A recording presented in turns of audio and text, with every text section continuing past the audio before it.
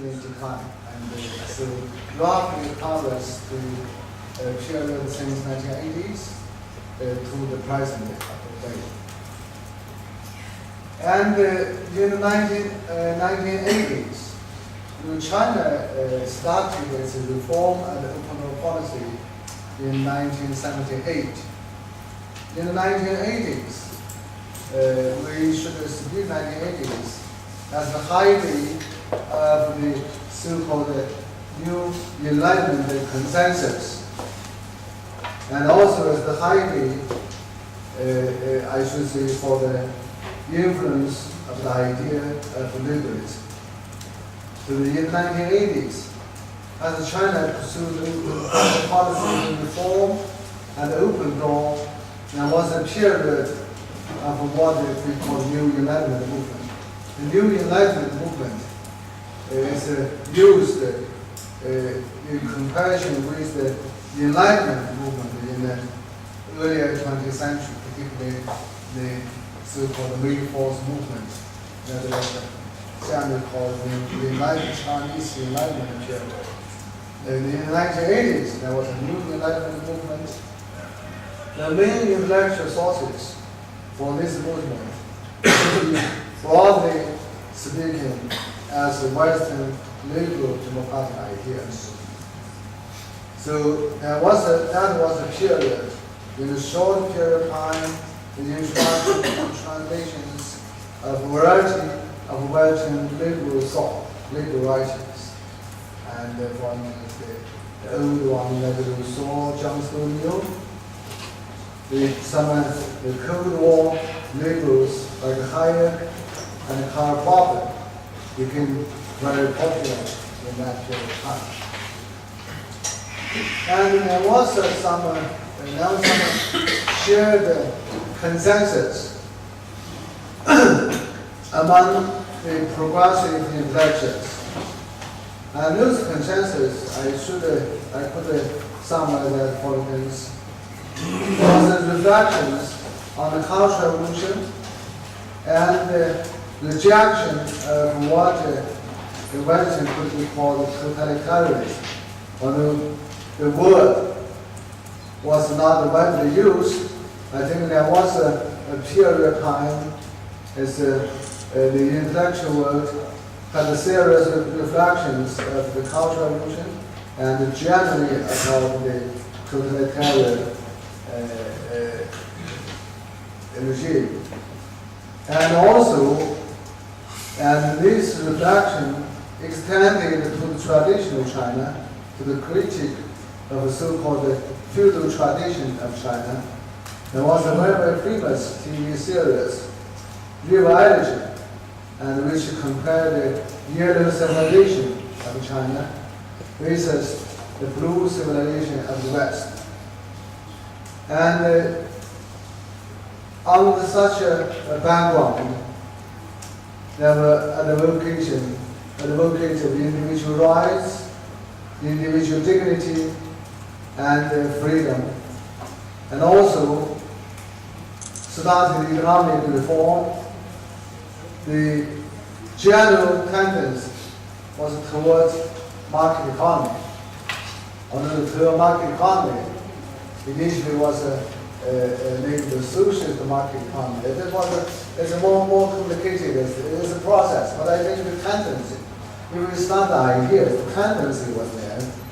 And also a kind of a strong motivation or argument for political reform.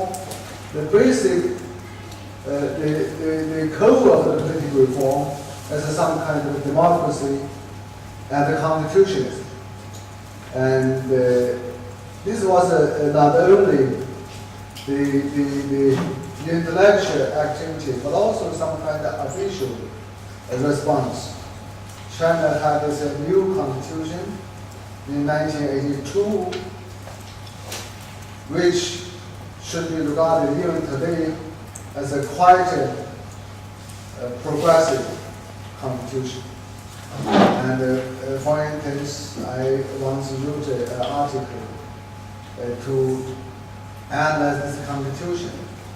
In the first time in China after 1949, there was a notion of citizens' rights. Because before the 1982 constitution, we had several constitutions. We had 1949, the Common Program, 1954, the third constitution, 1975, the second constitution, 1978, the third constitution. All constitutions define the Chinese political system as a people's dictatorship. And in 1975, as a authoritarian dictatorship. That the meaning is that in a society, there is one portion of the persons, we may not call people, which were defined as the enemy of the people. So they should not have any citizens' rights.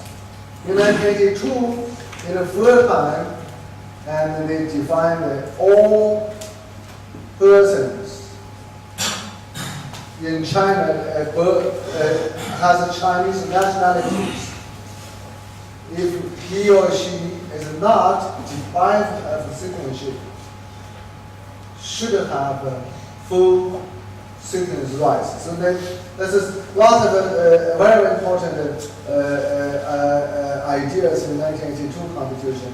But another idea, for instance, all parties and organizations should act under the constraint of the law and the Constitution.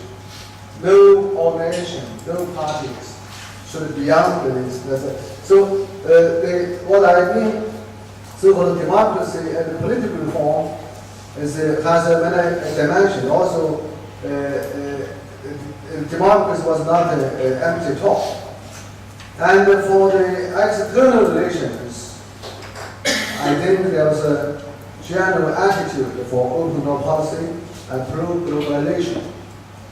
So those I try to summarize as a shared consensus of the so-called the New Enlightenment movement in the 1980s. Also that period, when we started the history of ideas, should be regarded as the height of the so-called liberalism, the influence of liberalism in China.